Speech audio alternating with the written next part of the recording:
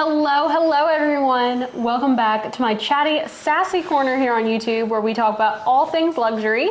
In honor of Valentine's Day, what I asked for this year was for my husband to come on the channel. That's me.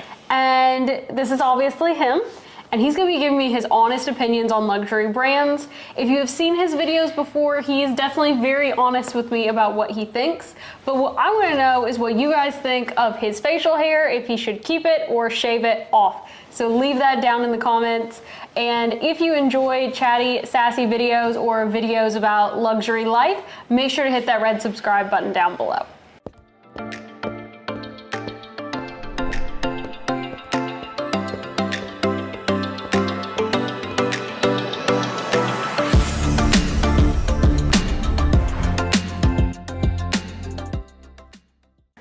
All right, so since I'm an accountant and we have the big four firms in accounting, I thought that we would do the big four French brands first. And that's going to be Louis Vuitton, Chanel, Hermes, Dior. So when I say Chanel, what is your first thought?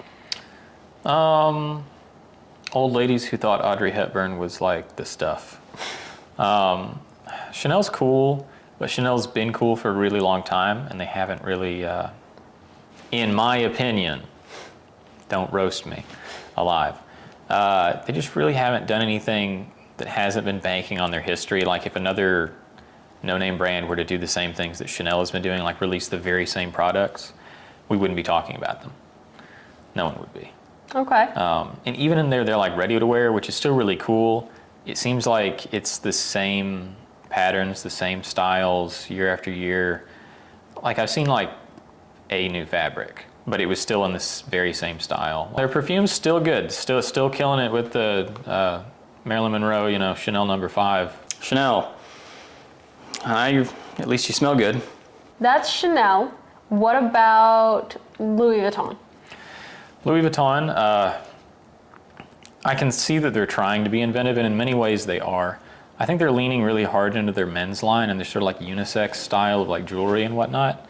Their sales associates are usually really helpful. Their stores are usually really nice. They're easy for me to wander around in. Some of the ready-to-wear is really nice. Like if you're just getting into luxury and such, it's not the first bag you buy, but it's your first like real bag that you might buy is some of the Louis Vuitton pieces. That being said, some of the last bags you could buy could be some of the Louis Vuitton pieces. It really just depends on what you like. Now, Hermes. Yeah, I like Hermes. I don't like their shoes very much. You do. I'm not really big on their shoes. Their saddlery is really cool. Some of their ready-to-wear is really nice. Their furniture is nice. I would never buy it. Because it's really expensive? My mother would, apparently. Yeah, I wondered why we got their catalogs, their furniture catalogs forever. I thought Hermes was a furniture company. But they're just a little plain, and I know people are going to murder me for that, burn me at the stake or something, but I'm all for simplicity, but their leather's nice, but sometimes on the shoes it's just plain and they've just cut it into an H. And I get that some of them being very plain means that they are very nice. That doesn't mean everything should be that plain. Furniture's cool though. Ready-to-wear is really cool. Ready-to-wear is very cool. And then the last one is Dior. Cool patterns. Nothing else really impressed me at all in the store. Now, the only store I've been to is the only Dior store that I've been to was the one in Hawaii. Every pattern I saw was really cool, and it was all, it reminded me of like 18th century wallpaper, like Oriental wallpaper. And I thought that was a really neat direction to take like a line or a seasonal line, but I don't see you doing anything cool with them. I don't even know what a Lady Dior looks like, and you own one. So, YSL.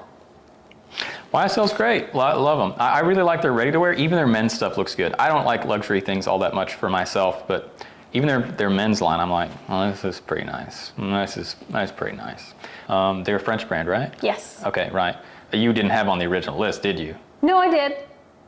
You just wanted to make the four joke or whatever. All right. Yeah, but, I did. YSL's really cool. I got to tell you, probably got the best sales associate we know. Sam's the man. They've got that jacket, looks killer on you. Yeah, the sweater jacket. Sweater looks killer on you. It's so cool and so thick. It's like a double layered sweater. But I feel like just about anybody can find something there. YSL, great stuff. You're ready to wear. Every time I'm like, man, this stuff's cool. Like, can't get away from your ready to wear. It's wonderful. Let's talk about the Italians now. So that's going to be, sorry to any Italians. So that's going to be Fendi, Gucci, Prada. So let's start with what you think about Gucci. Little Gucci. Gucci's a weird one. I don't know what message they're trying to send, but it's very edgy. I don't know if they're just wanting to send like we're bougie.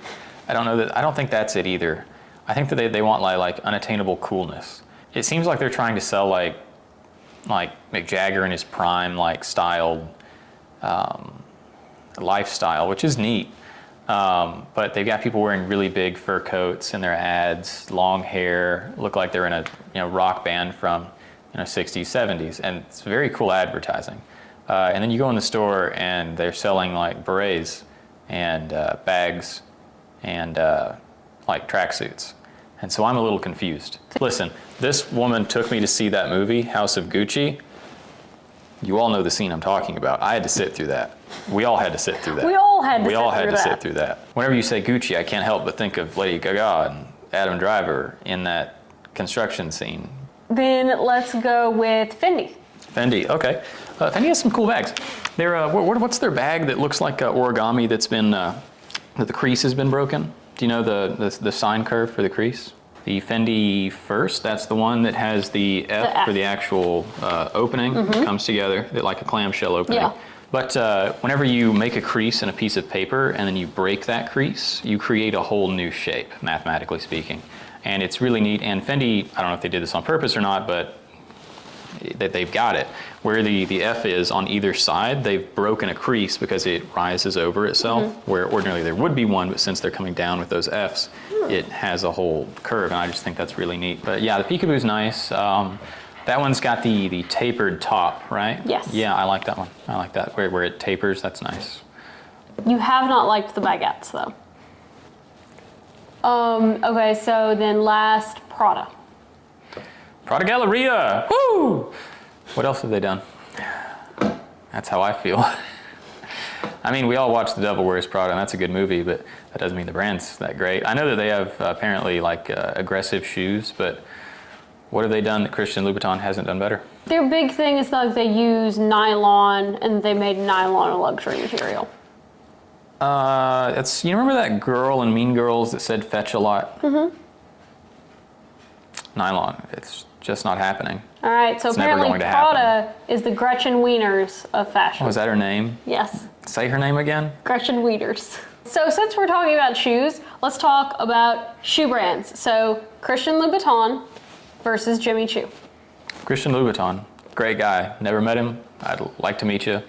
I wouldn't say that about anyone else that makes shoes. He has fun with color and with shape, and he also has the sort of storied, red bottom shoes thing going on.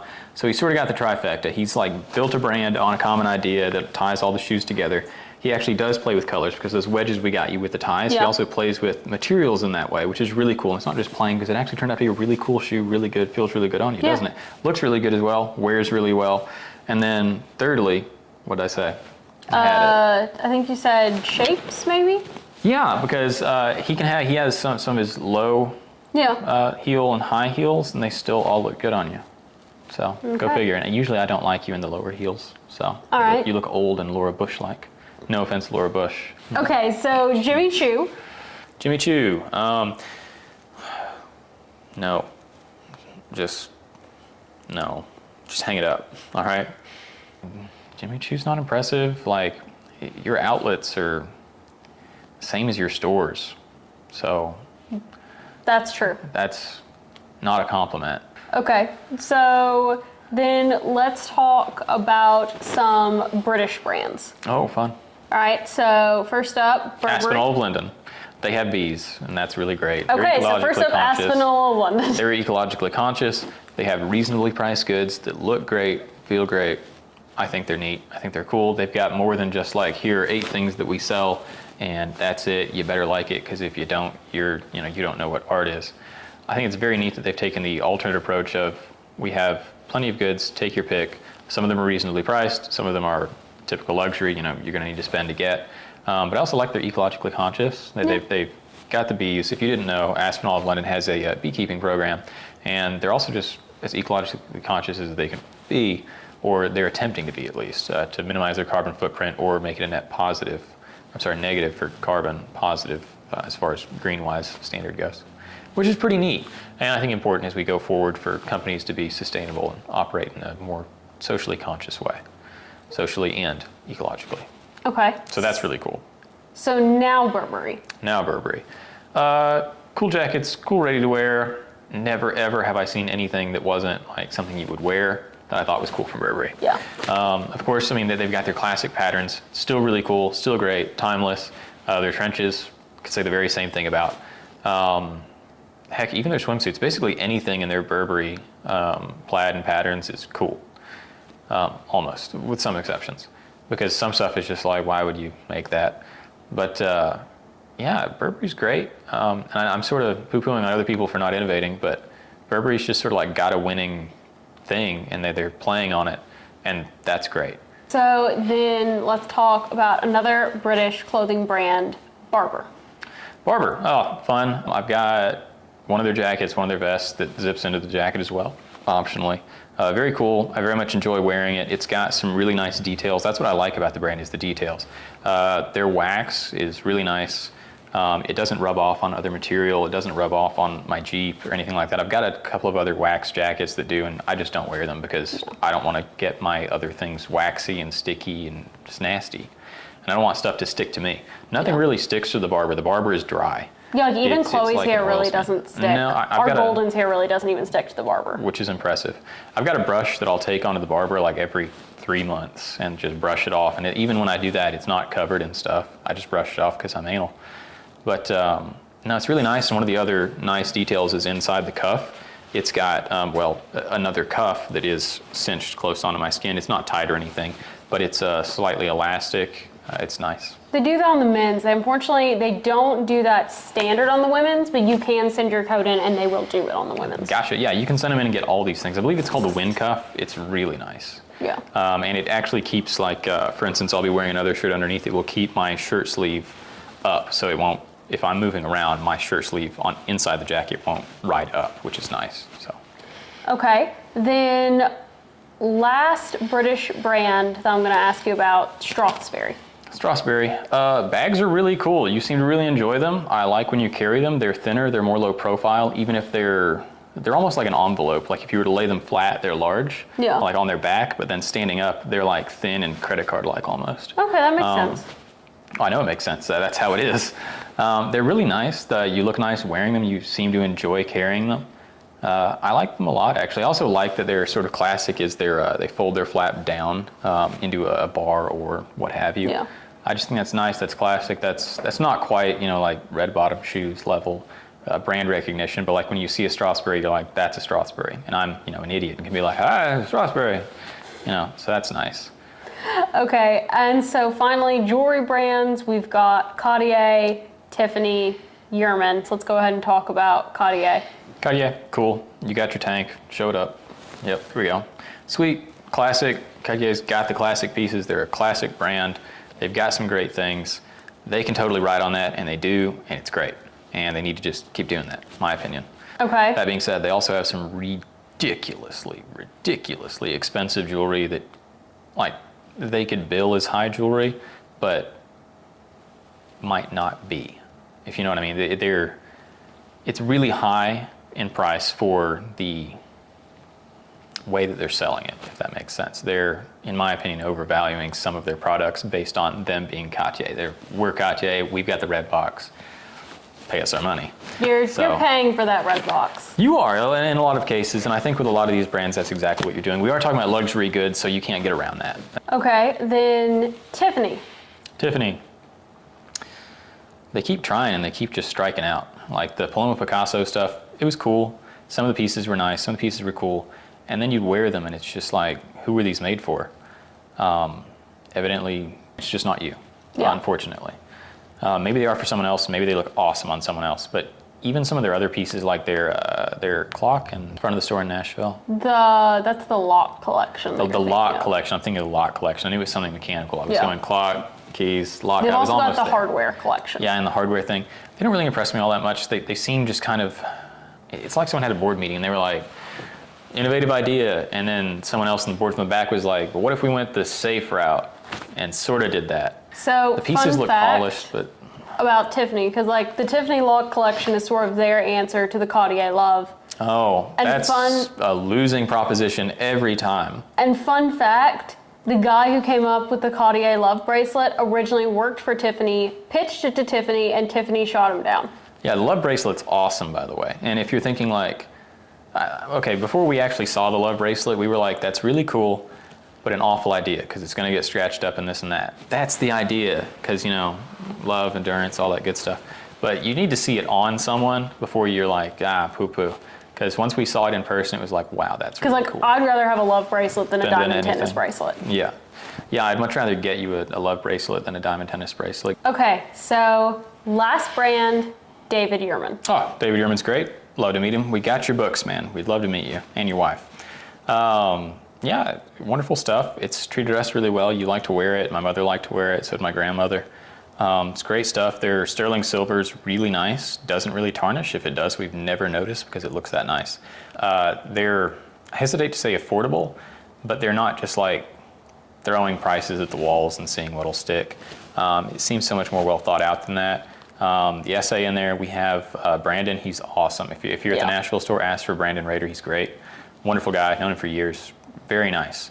They also give good gifts. If you order around Christmas time, you get an ornament. If I bought some over X amount, they would send me a couple decks of playing cards, and the playing cards came in, they're very nice. But David Yurman stuff, wonderful. The crossover collection's really nice. If you haven't looked at it, you should. It's their classic collection, more or less. They've always got it.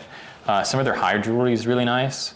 They're an American brand, which I think is overlooked sometimes, and I'm not saying like rah America or anything like that, but it's cool that it's not just Tiffany anymore that's representing America as far as jewelry goes, because I don't really like Tiffany. Well, that is it. So that's it. And you're telling me these people are going to decide if I shave this off or not? Yes. Well, I thought I'd just shave it off, but all right.